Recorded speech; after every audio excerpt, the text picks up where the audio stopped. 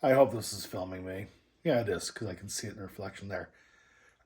In March of 2021, I recorded a video titled How Many Guitars Do You Own? So 15 months later, I'm here to look at my collection again, and it is surprising how many of those guitars from 15 months ago I no longer own because I've upgraded and sold and bought and whatever I do and everything like that. So I'm going to kind of go through my messy basement right now with all of the guitars that I own. And there's a Boo Boo Kitty who's dying for attention all day long, every day.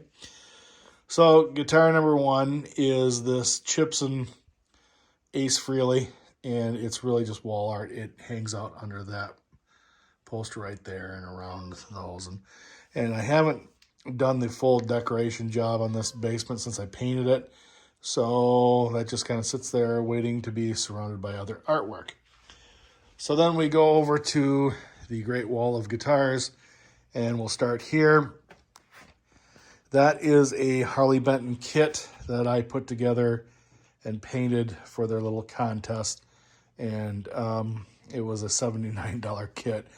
And it's a $79 guitar. It is what it is. So right there is the world famous Snot that earned its nickname in August of 2020 when our musical director, who was known for his sense of humor, took one look at that and said, what is that, snot yellow? Well, kind of stuck. Sadly, that man is no longer with us on Earth, and I miss him dearly every day.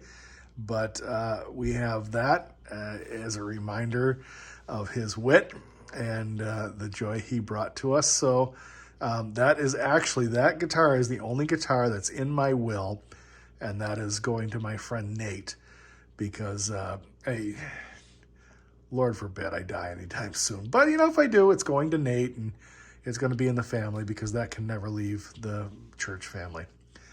And then that right there is they told me it's a 76 in the ad.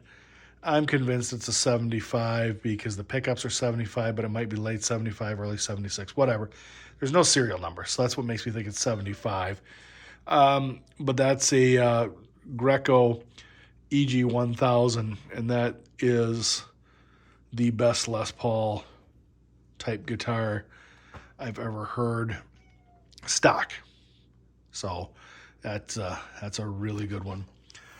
Right there is a Harley Benton Ferris Blue double cut, and that thing, I like that guitar a lot, but I certainly did a lot of upgrades to it. You've probably seen that in a recent video I did that with a sustainer. That is definitely not a stock guitar. And right there next to it is a 1987 Greco SS 600. Fantastic guitar. And that's one that was going to stay in the collection until its big brother, the 1978 Greco SS 600, showed up. And that is that's taking over as the reins as the SG in the collection, and the 87 is actually up for sale.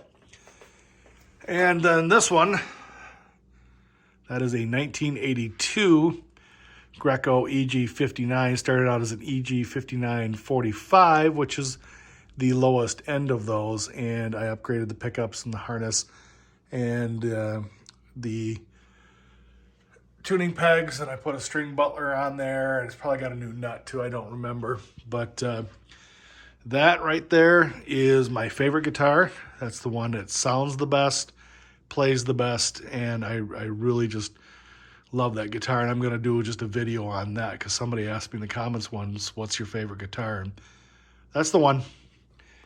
Below that is a made in Japan Fender Strat. And I can't, is it an 89 or an 88? I can't remember what year it is. And shame on me for not remembering. But that's a great Strat. That's just, that checks all the Strat boxes. It sounds phenomenal. But I'm not much of a Strat player, so I don't play it much, you know, and I feel bad about that because it is a really good guitar, and I just don't do anything with it that I should be doing with it.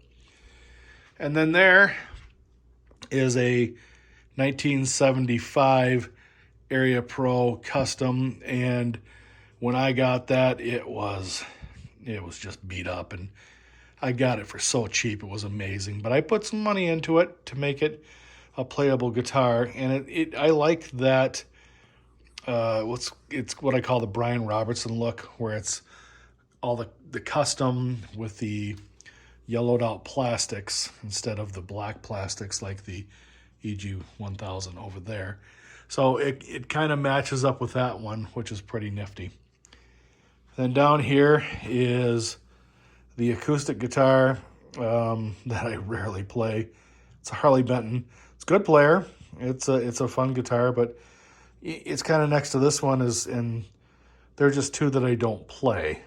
If I have to play acoustic at church, then that's what I'll practice on, but then I'll use a regular church guitar for that. But, you know, I'm not much of an acoustic player.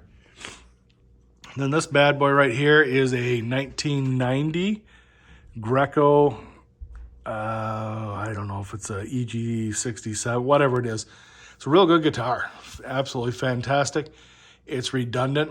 I bought it just to turn it around and sell it, and that's what's going to happen with it. It's heavy, and if it wasn't so heavy, I might be tempted to keep it, but you know, I've already got one just like it, so that's just going to be a turnaround guitar.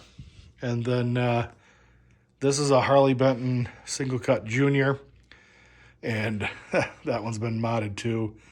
Normally a Junior is not going to have the toggle switch up there in the upper bout, but that's just a kill switch. So that's got a Scott Sheldon P90 in it, upgraded electronics. The rest of it's stock, so it's pretty cool. And then we know all about that one. That's the beast. That's an Area Pro 1981, and God, that's just a monster guitar. I love that guitar. I'm trying to get that flame top in there, even though it's a veneer. Yeah, that is really good.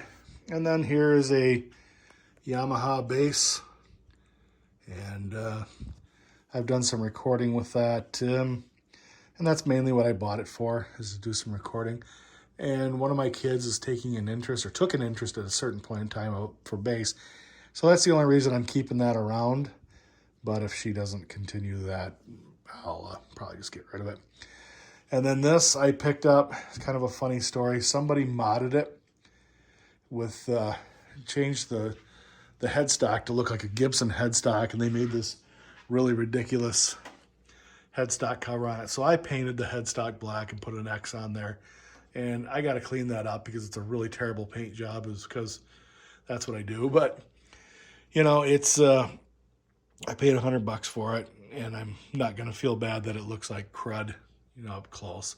It passes the 6-foot test, but if you look closely at it, it's definitely there. But that's a heavy little beast, but it's a neat little bass. So that's the collection for 2022.